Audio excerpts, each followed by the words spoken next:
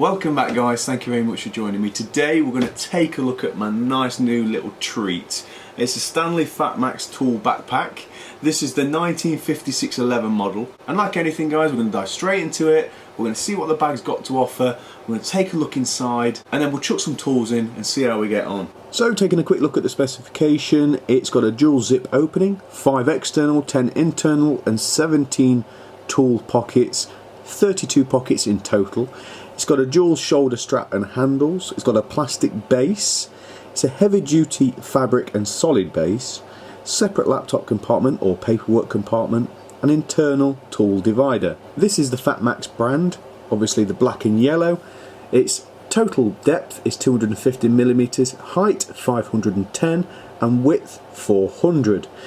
This model number is the 195611 and it does say it is waterproof. However, judging from the material, I would say it's water resistant, so yet to be found out. The base of course is a solid base and is waterproof. The max capacity load is 20 kilograms and it comes with a 1-year guarantee.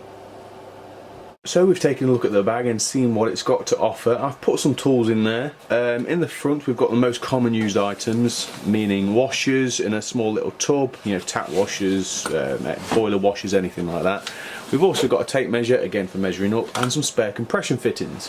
That's a really nice tight pocket. I like that. I don't know how long it's going to last, but we'll see. I don't fancy putting anything in here, to be perfectly honest with you. That's just me personally. In the side we've got my testing meter. I use a clamp meter or whatever you may use. A space for your ID card, your gas card, your NIC card, or what other identification you might use. In the other side we've got my manometer, U gauge, testing gauge, drop test gauge, whatever you want to call it. And in the top we've got a backed pocket. Now, in here I've just got my electrical spares. I'm not really going to use that for much else, to be perfectly honest with you. Obviously we've taken a look at the back quickly. It's got its handles for your straps, place for your phone, or whatever else you may use that for, to be perfectly honest, pens, whatever. And then in the top, I think I've about got my layout right, but I won't know until I come to use it, as most technicians and engineers will know. It's going to be the flow of it. It's just really my commonly used items against my least commonly, really. Obviously this lifts out, which is a big help. There's nothing in the bottom at the minute. Space for your papers, as we've covered, or anything else you might need, a laptop or whatever. They're quite handy. I'm going to put my gas regulation papers in there and invoices. And then moving on to my tool bag itself, or tool carry hold, whatever you want to call that.